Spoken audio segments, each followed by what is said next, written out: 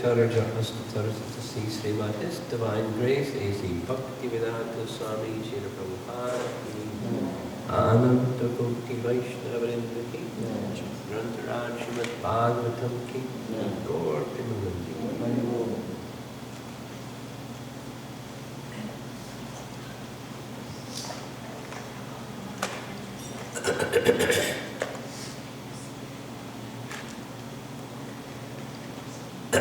Om Namo Bhagavate Vasudevaya. Om Namo Bhagavate Vasudevaya. Om Namo Bhagavate Vasudevaya. Om Namo Bhagavate Vasudevaya. Om Namo Bhagavate Vasudevaya. Om Namo Bhagavate Vasudevaya. Well, it just disappeared, but we're going to be chanting and discussing Text 23, Canto 2, Chapter 4, Process of Creation.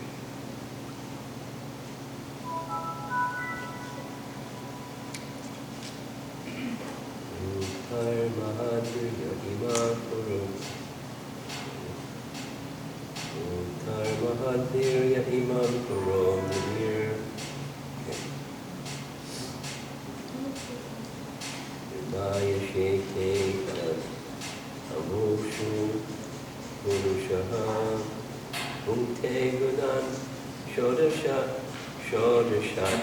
Makam. You have books? We can chant without the screen? Yeah. Can we chant without the screen? Yes, we can. Okay, we'll try. When this comes out, then we'll go to the rest. Bhutair Mahadhir Yaima Paro Vipur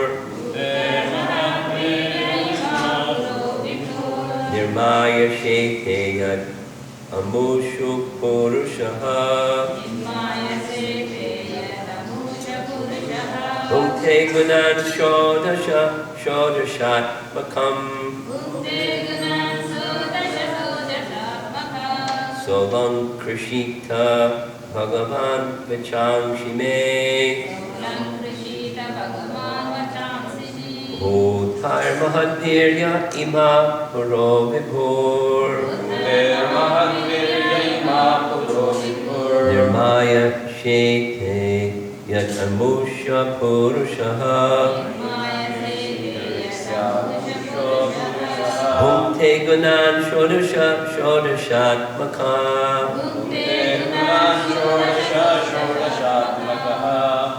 Solam Krishishta Bhagavan Vachangshi Me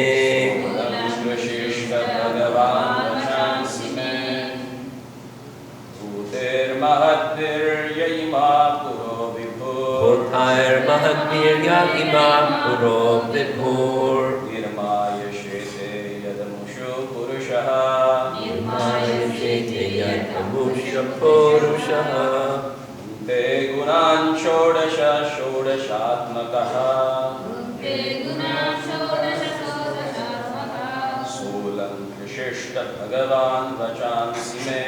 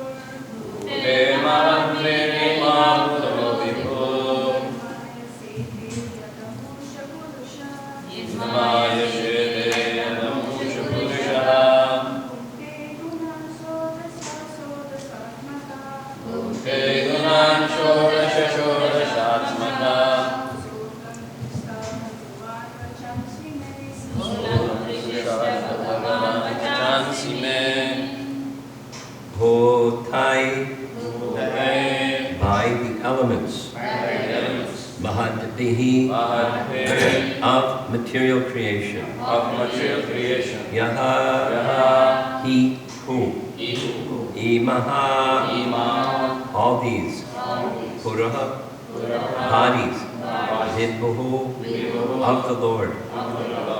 Nirmaya, for being set up. Shete, lie down. Yet Amusha, one who incarnated. Purushaha, Lord Vishnu. Bhunkte, causes to be subjected. Gunan, the three modes of nature. Shodasha, in 16 divisions. Shodasha Atmakaha, being the generator of these 16. Saha, he, Alam Krishita, may decorate. Bhagavan, the personality of Godhead. Vachamsi, statements. Nay, mine. Translation. Nay, the Supreme Personality of Godhead, who enlivens the materially created bodies of the elements by lying down within the universe, and who in his Purusha incarnation causes the living being to be subjected to the 16 divisions of the material modes, which are his generator, that's the living entity. Be pleased to decorate my statements.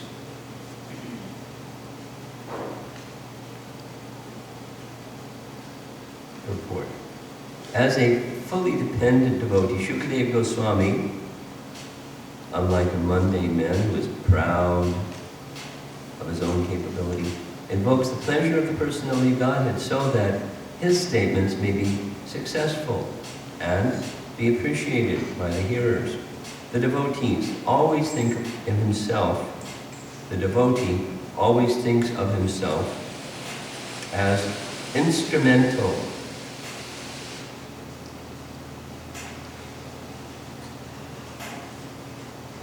for anything successfully carried out, and he declines to take credit for anything done by himself. The godless atheist wants to take all credit for activities, not knowing that even a blade of grass cannot move without the sanction of the Supreme Spirit, the personality of Godhead. Shukadeva Goswami, therefore, wants to move by the direction of the Supreme Lord.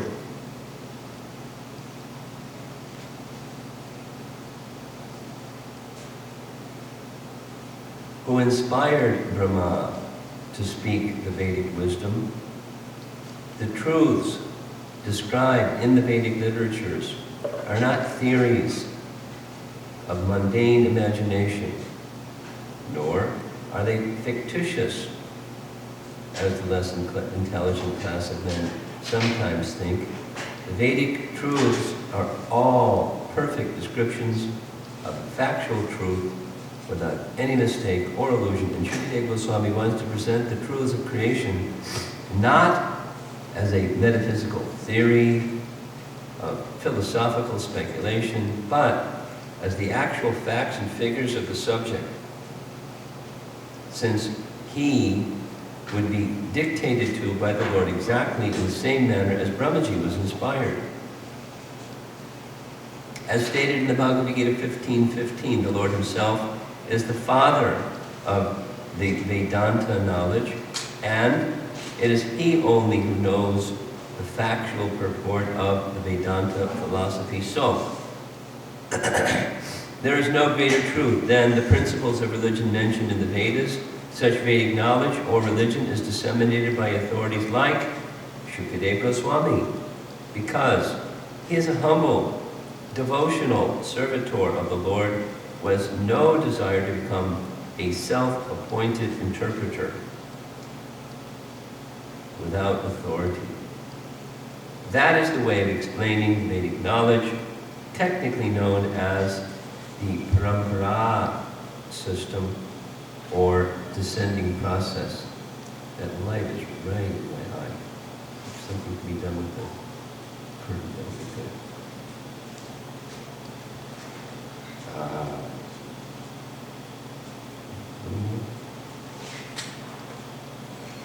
The intelligent man, new paragraph. The intelligent man can see without mistake that any material creation, whether one's own body or a fruit or flower, cannot beautifully grow up without the spiritual touch. The greatest intelligent man of the world, or the greatest man of science, can present everything very beautifully only insofar as the spirit life is there, or insomuch as the spiritual touch is there. Therefore, the source of all truths is the Supreme Spirit, and not gross matter, as wrongly conceived by the gross materialist. We get information from the Vedic literature that the Lord himself first entered the vacuum of the material universe, and thus all things gradually develop one after another. Similarly, the Lord is situated as localized Paramatma in every individual being. Hence, everything is done by him very beautifully. And then comes some of the technical.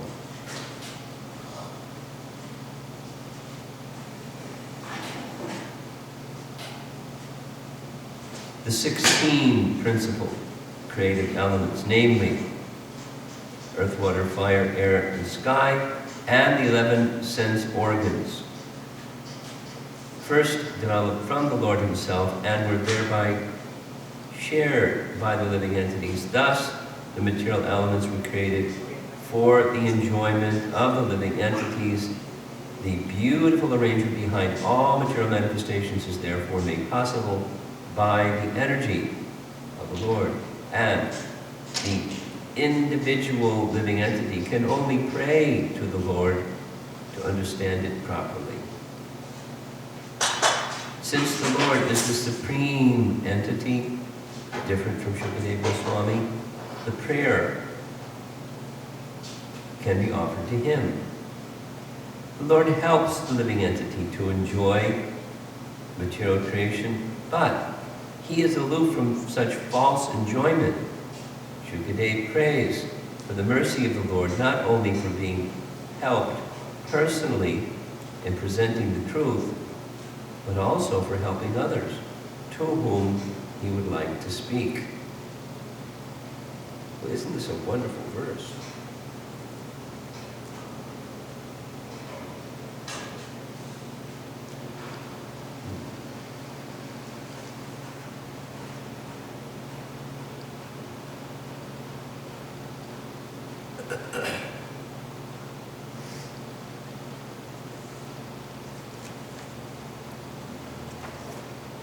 The process of creation, since you've been reading the process of creation, you know, it's really technical, complicated.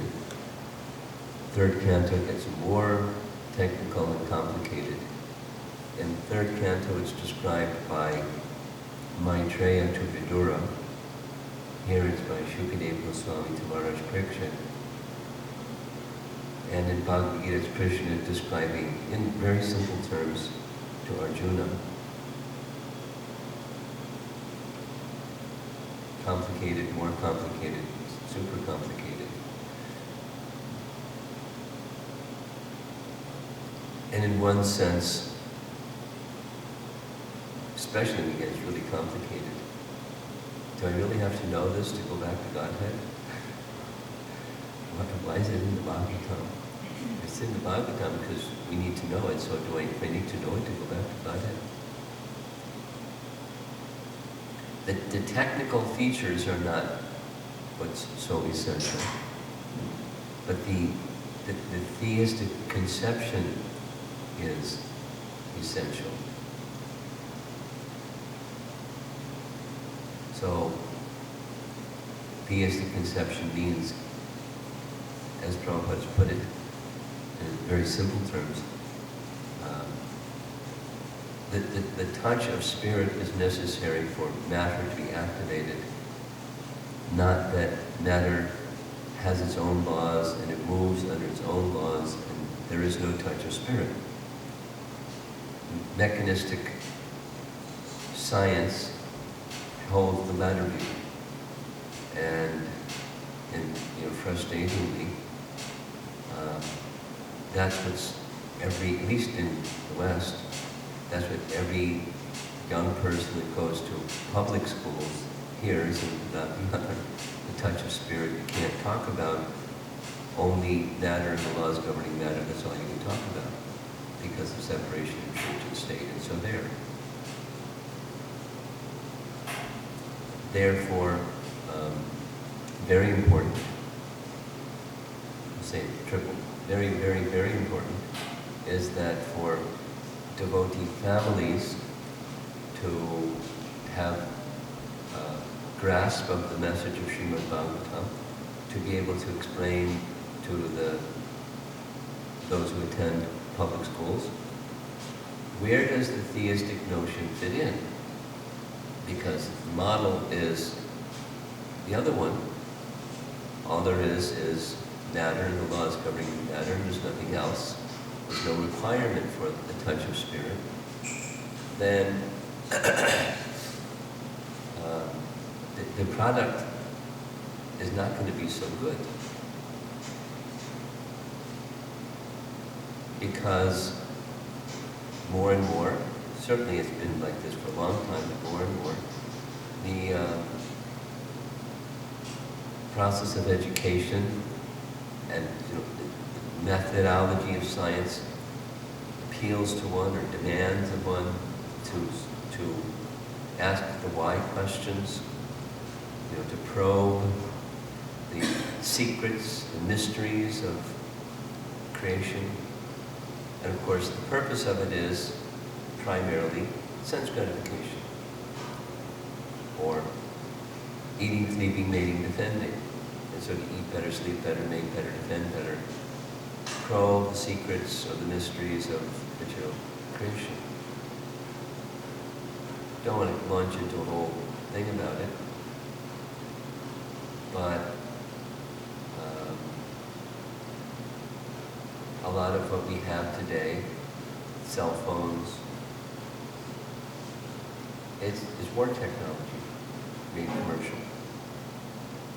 Or drones. It's war technology. Now it's like, a popular product. And who knows how people are going to use drones. Or, etc. And life becomes so absorbed in whatever the latest and the latest. I don't know if you've traveled lately, but you hear it 10 times every flight. Galaxy, what is it, Galaxy 7? You can't bring it on the plane. You have one, you have to leave it. And if you found that you have one, you didn't declare it, it's a federal penalty because it explodes, or fire. Some of them get burned. So they don't want to have a fire. But anyway, the negative consequences of probing the push and pull of material nature, you wiggle this over here and that wiggles over there, without any recourse to how those laws came to be the way they are and so forth. It's so irresponsible. It naturally leads to an atheistic character in the quality of life. And so the Bhagavatam presents this spiritual conception. I remember having some discussions with Sadhaputta Prabhu. So, anybody here not know who was Sadhaputta? Sadhaputta. Richard Thompson. Sadhaputta, who wrote Mysteries of the Sacred Universe. The PhD disciple of Srila Prabhupada that was given the assignment to design the planetarium, Temple of Vedic Planetarium. So he was part of the Bhaktivedanta Institute, a major pillar. Now he's deceased. But I asked him, this is such a challenging thing. Have you thought of taking the message of life comes from life in different ways that Prabhupada encouraged, and go on a college circuit and teach it, and beat the drum, and blow the trumpet, give this knowledge? And he said two things. One is the Christian preachers made it more difficult than it needed to be, because they came through with the fundamentalist idea of the Old Testament is absolutely right, and it was undefensible. When scholarly people were challenged, they had no response other than, that's what the Bible says. It didn't respond to the why questions. And so it was, spoof. And they stopped because it was having a negative impact on the intention that they wanted. So because of that mood, then therefore, Sadhguru said, it's just speaking in such educated circles only invites those same people to come and just take pot shots and try to shoot holes. And it doesn't go anywhere. And then another was, I'm interested to have, second reason, I'm interested to have a discussion with anybody, educated or otherwise, that really wants to know and doesn't just want to argue with no conclusion, and they have a predetermined position where they're simply going to defend, and they're really not interested to know, they just want to argue. I'm not inclined to have any exchange with anybody like that. Anybody that wants to know, bring people to my attention that want to know, and I'll spend unlimited amounts of time. Because answers are there. Very plausible answers are there. It's not proof. of anything, but it's plausible answers within the Vedic model. So in this particular circumstance, I didn't read the previous verses, but in the process of creation, when the whole of the universes are sent forth, the Mahavishnu's glance over Pradhan, and Pradhan becomes activated, and different elements separate by contact with the glance of Mahavishnu, without all the details. The elements are there, the living entities are there, the demigods are there, and nobody can do anything. So there's prayers to the Supreme Lord. I think that's in the 3rd canto, but the demigods pray to the Supreme Lord. So he enters within each universe, and by his entering and the potencies that he carries, then the demigods have the capacity, and the material elements can do what the material elements can do. Vishnu, that contact of Garbhodakshay Vishnu and the potencies of Garbhodakshay Vishnu, the elements can't do anything, the demigods can't do anything, and the living entities can't do anything. You know these terms, Adi Atmic, Adi Bhautik, and Adi Daivik. Some of you are familiar with those terms. In Iskcon, we commonly hear about them in terms of the miseries, Adhyatmika klesha, Adhibhautika klesha, Adhidaivika klesha, the miseries of the body and the mind, the miseries caused by internal nature, the miseries caused by other living entities, right? Miseries, take your pick, or combination. However, those terms have another application, and they're terms that are, if you're going to be a Lord Brahma, you have to have them, all three of them, or you can't have a creation. And all three of them, there's this long discussion in Tapas and Dharma. Each one of them are necessary and they're interdependent. One alone, or two alone without the other, without the third, creation can't happen. But even all three of them together can't do anything without the potency of the Supreme Lord. They're essential but not sufficient. It's kind of like a mathematical language. Necessary but not sufficient. You heard that? Math. Necessary but not sufficient. Ultimately, the potency, which means the presence of Garbhodakshay Vishnu, and then in turn the Kshirodakshay Vishnu, then the necessary but not sufficient three, Adi Atmika, Adi Daivika. So the living entity, which means the living entity and his body and mind, living entity and his body and mind, and the demigods who are controllers of the elements that make up the body and the mind, and material nature of the elements themselves, because here it's the 16. The 16.